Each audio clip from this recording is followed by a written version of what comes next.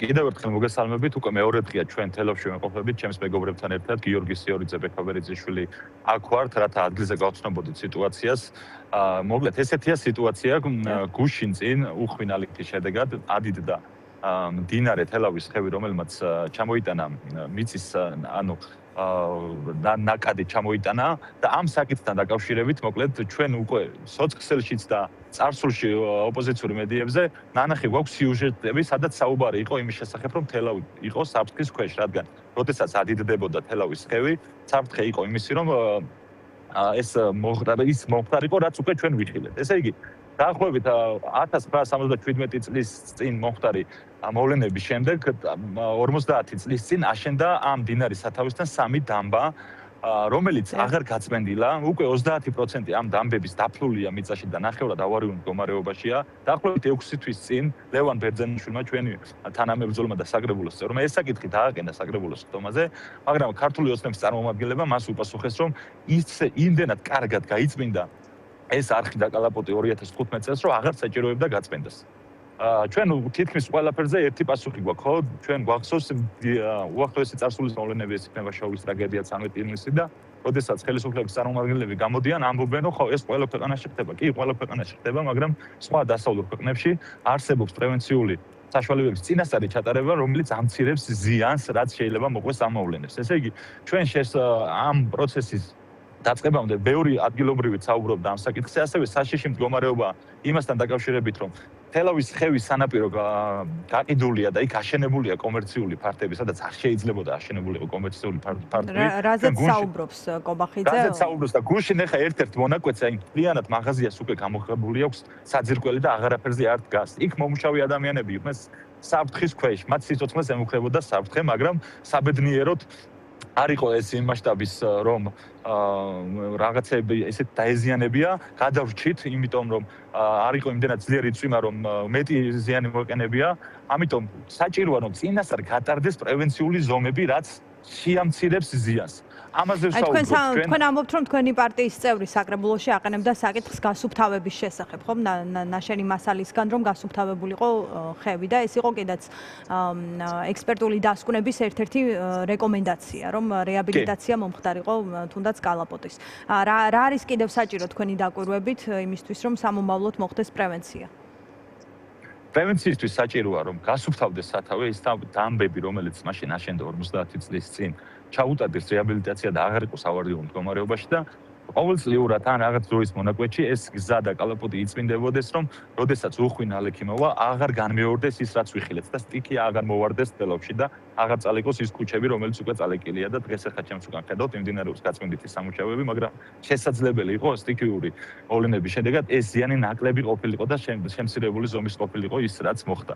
ასევე ამ ქალაქს ქალბატონ რუსუდან არ აქვს 10 წელია გენგეგმა დამტკიცებული. 3 საკრებულოს მოწვევა გამოიცვალა ქალაქმა და არ დამტკიცდა ამ ქალაქის გენერალური განაჩენიანების გეგმა. თითითიძე არ აქვს გადადებული და წინაც ერთი ნაბიჯიც არ აქვს გადადგმული იმისთვის, რომ ამ ქალაქს დღეს გენგეგმა გქონდეს, რადგან ჩვენ კარგად არის ჩვენთვის ცნობილი, რომ ქართული ოცნების მმართველობის პირობებში კომერციული ინტერესები და კორუფციული ინტერესები იმდენად გადაკვეთილია, რომ სწორედ ეს აფერხებს მსგავსი ნაბიჯების გადადგმას. კი ბატონო, თქვენ როგორ ფიქრობთ, აი ასეთი ნაბიჯები მოახდენდა პრევენციას, თუ მართლაც უხვინ ალექის გამო შესაძლოა ყოფილიყო ეს პრობლემა გამოწვეული? მართალია პრობლემა გაამძაფრაო, კობახიძე ამბობს, უნებართვო მშენებლობა, მაგრამ აქ დგას თუ არა თუნდაც პოლიტიკური პასუხისმგებლობის საკითხი? ჩვენ ვსაუბრობთ იმაზე, რომ სტიქიას რა თქმა უნდა ხდება ის ბუნება ახდენს ამას და ამას წინ ვერავინ აღუდგება, მაგრამ არსებობს პრევენციული საშუალებები იმის განხორციელების, რომ ეს სტიქიური მოვლენების შემდეგ ზიანი იყოს შემცირებული. სწორედ ამაზე ვსაუბრობ ჩვენ. ის რომ ახლა ამ მდინარე თელავის ხევის სანაპიროზე არ უნდა აშენებულიყო კომერციული ფართები, ამას ხომ კითხვაც არ უნდა. ეს ხომ ორჯერ 2-2-ია. რადგან იქ ვიწროვდება ეს კალაპოტი, ანუ არხი, და უკვე აღარა იმხელა უნარიანი ეს არხი, რომ ის ნალექი და ნატანი რაც აქვს ამ მდინარეს ჩამოტანილი, გაატაროს. აი სწორედ ამაზე ვსაუბრობდნენ, ამაზე საუბრობდა ადგილობრივებიც, მაგრამ სანამ ესე იგი რაღაც არ მოხდება, როგორც ყოველთვის ქართული ოცნება ყურს არ იბერტყავს და არ დგამს ქმედით ნაბიჯებს.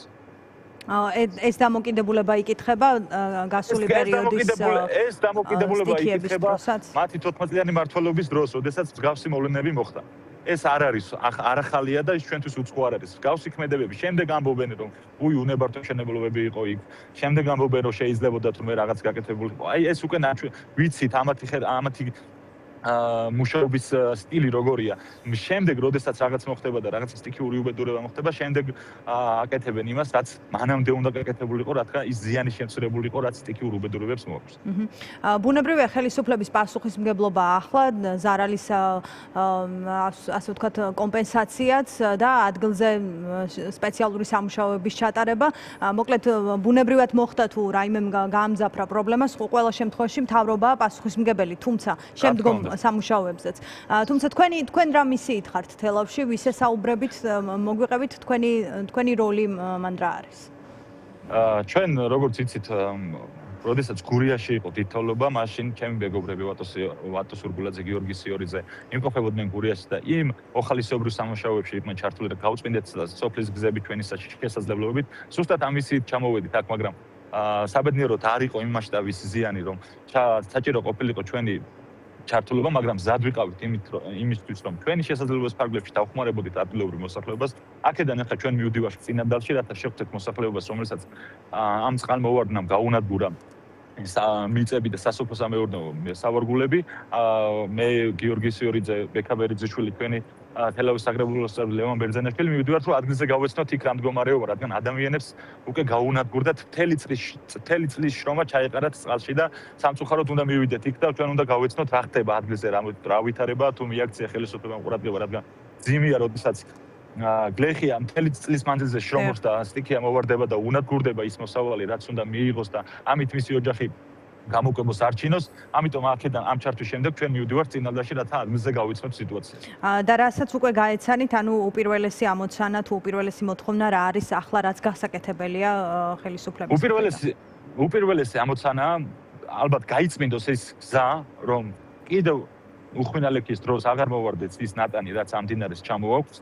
ასევე გატარდეს წინასწარ პრევენციული ღონისძიებები, რათა შემდეგ დროს მომავალში თავიდან ავიცილოთ მსგავსი მოვარდნები, რადგან ამინც ამ ქვეყანაში ვერავინ ვერ გამორიცხავს და როდესაც უხმნალექიანი ამინდი იქნება მოსახლეობას თელავში მცხოვრებ ადამიანებს შიში არ უნდა ქონდეთ იმისი, რომ ეს მდინარე ადიდება და მათ სახლებს წაიღებს, მათ სახლებში შევარდება წყალი, რადგან ეს რომ დღე მომხდარიყო, ხო ძიმე უბედურებები მოხდებოდა.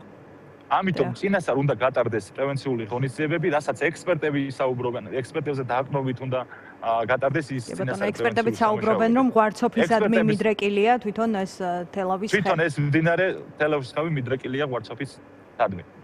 საჭიროა რომ ის ტერიტორია, სადაც ახლა კომერციული ფართებია აშენებული, აღარ იყოს იქ კომერციული ფართები, რადგან საშიშია იქ მომუშავე ადამიანებისთვის და მათი სიცოცხლისთვის არის პირველ რიგში ეს საშიში.